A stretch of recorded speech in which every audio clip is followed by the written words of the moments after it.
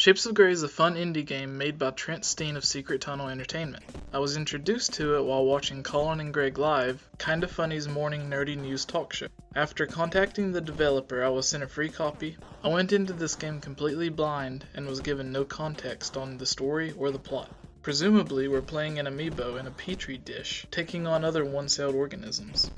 But the primary focus on this game is the gameplay. If you took any Zelda boss battle and combined it with Resogun, this would be their love child. The game starts off simple, but for me it took a little getting used to. I played it on my laptop using a PS4 controller, but it can also be played on a mouse and a keyboard. It controls like most shooters. Left analog stick moves the character, right stick aims, while the R2 trigger attacks. We start with the sword and later upgrade to a gun with limited ammo. The game requires you to memorize the different enemies and their attack patterns. You'll learn quickly which enemies to attack first and which to wait on. But don't wait too long, or you'll run out of time. You may even find that it's better to just let some enemies take care of each other. If you're hit more than 3 times, or the time runs out, you have to start from the last checkpoint.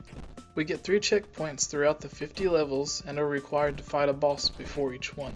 After defeating the boss and receiving the checkpoint, our hearts instantly refill and we move on to the next level.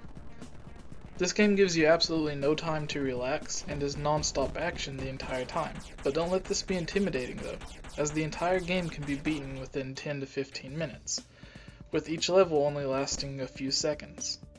After defeating the final boss, we are rewarded with a second quest, with all sorts of new enemies and new gameplay mechanics that bring new life to the game.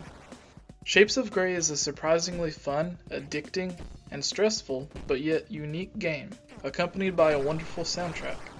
It's a great game to be played on the PC or the Wii U, but it seems like it's begging to be played on the PlayStation Vita. If I had to give it a score, I'd give it an 8.5.